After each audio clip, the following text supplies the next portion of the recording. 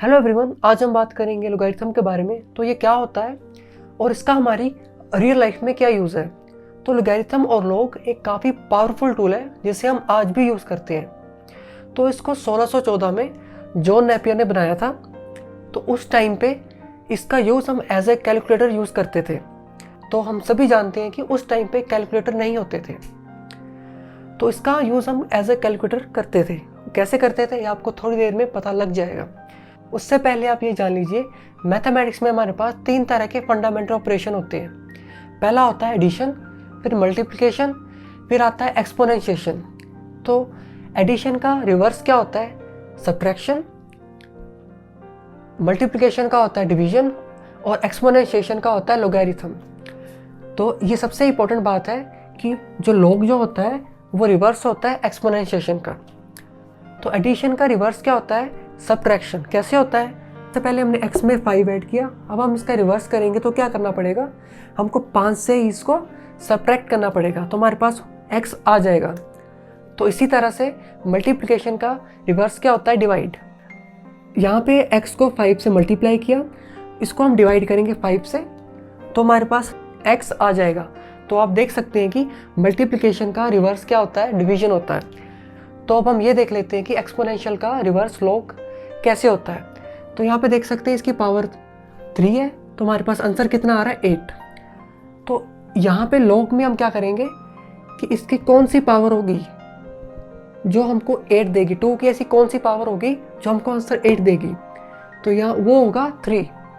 तो इस तरह से ये एक दूसरे के रिवर्स है। यहाँ पे हमने बेस 2 लिया है, यहाँ पे हमने बेस लिया है 10, यानी 10 की ऐसी कौन सी पावर होगी जिससे मेरे को 100 आंसर मिलेगा? तो वो होगी 2। इसी तरह से 10⁻³ अब हम देखते हैं कि लॉग को एज अ कैलकुलेटर कैसे यूज़ किया जाता था। तो यहाँ पे हमको 2 नंबर मल्टीप्लाई करने हैं, तो हम क्या करेंगे? इन 2 नंबर्स का लॉग लेंगे जिसका बेस 10 होगा। मतलब 10 की ऐसी कौन सी पावर होगी जो मुझे ये आंसर देगी? तो इस केस में वो वैल्यू होगी ये वाली। इसको आप डायरेक्टली लॉग टेबल से देख सकते हैं। इसी तरह से 10 की कौन सी पावर होगी जो मुझे ये आंसर देगी? इस केस में ये वाली वो वैल्यू होगी। तो इसको हम ऐड कर देंगे। क्यों करेंगे? जब हमारे पास बेस सेम होता है तो हम पावर्स को ऐड कर देते हैं। तो जैसे हमने इसको ऐड किया हमारे पास ये आंसर आया। तो अब हम इसका एंटी लॉग लेंगे इस पोर्शन का जो पॉइंट से आगे आगे है, यानी कुछ इस तरह से। इसको भी आप लॉग टेबल से देख सकते हैं। यहाँ पे 4 का मतलब है कि आपको जो डेसिमल है वो राइट साइड में 4 कदम आगे शिफ्ट करना होगा, यानी 1 2 3 4 ये आ गया। तो ये हमारे पास आंसर आ गया इस मल्टीप्लिकेशन का। तो अब हम देखते हैं कि एक्चुअल वैल्यू और लॉग की वैल्यू में कितना डिफरेंस है। तो ये काफ़ी कम एरर है, तो हमको ये अप्रॉक्सीमेटली आंसर सही बताता है। और लॉग का यूज़ रिक्टर स्केल पे भी होता है। जैसे मान लीजिए कहीं पे भूकंप आता है तो उसका मैग्नीट्यूड कितना आया? 7.5। तो ये 7.5 किस बात की इंफॉर्मेशन दे रहा है? तो इसको समझने के लिए आपको लॉग आना चाहिए, तभी आप इस 7.5 का मतलब जान सकते हैं। तो लॉग के यूज़ के बारे में हम नेक्स्ट वीडियो में डिटेल में बात करेंगे। अभी हम जस्ट आपको इंट्रोडक्शन दे रहे हैं कि लॉग होता क्या है। अब हम लॉग को डिफरेंट पॉइंट ऑफ व्यू से देखेंगे। तो यहाँ पे 2⁻³ = 8 है। तो 2 को मानिए आप ग्रोथ रेट, 3 को टाइम और 8 को रिजल्ट। तो मान लीजिए आपके पास एक मशीन है जो हर मिनट में क्वांटिटी को डबल कर देती है। तो आपने उस क्वांटिटी को 3 मिनट तक मशीन में रखा तो उसका साइज 8 टाइम्स हो जाएगा। अब आप ये देखिए 2⁻0 = 1।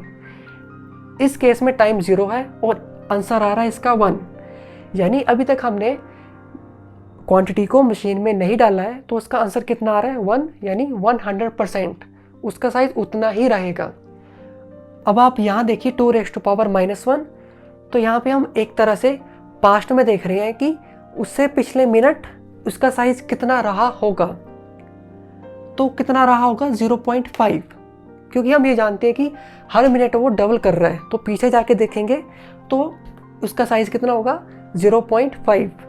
इसी को हमने लॉग की फॉर्म में लिखा है, यानी 2 की पावर कौन सी होगी?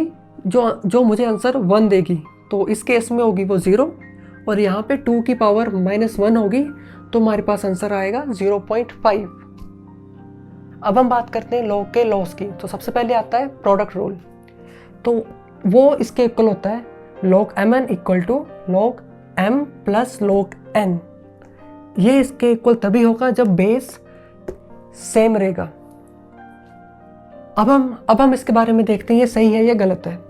तो आप यहाँ पे देख सकते हैं log 9, तो इसको हम लिख सकते हैं log 3.3। तो जैसे ही फॉर्मूला लगाएंगे तो ये इस तरह से दिखेगा। अब इसकी वैल्यू और इसकी वैल्यू कितनी होती है, 1 1 इक्वल टू 2, यानी 3 की पावर 2 होगी तभी ये 9 आएगा। तो इस तरह से आप पहला लॉ देख सकते हैं। अब हम सेकंड रूल के बारे में बात करते हैं, वो होता है log m divided by n equal to log m minus log n।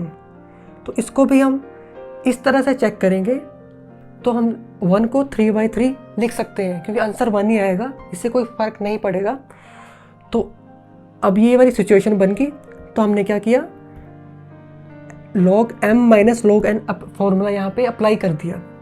तो आप देख सकते हैं 3 की पावर 1 होगी तभी हमारे पास 3 आएगा, तो यहाँ पे 1 माइनस 1 यानी आंसर आ गया 0। तो इसकी वैल्यू 0 ही आएगी। आप यहाँ पे देख सकते हैं स्कोर यहाँ पे भी। अब हम बात करते हैं पावर लॉ की। तो पावर लॉ क्या होता है, log m raise to power n equal to n log m।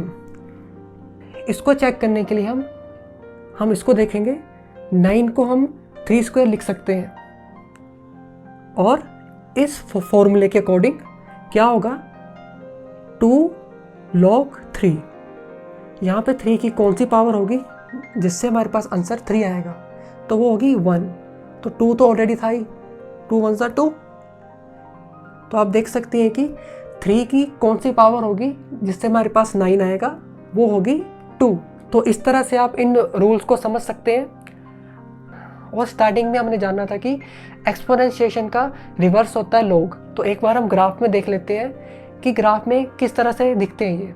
तो ग्राफ में ये कुछ इस तरह से दिखते हैं, तो आप ग्राफ देख के बता सकते हो कि ये एक दूसरे का रिवर्स है। तो आज की वीडियो में इतना ही, मिलते हैं नेक्स्ट वीडियो में।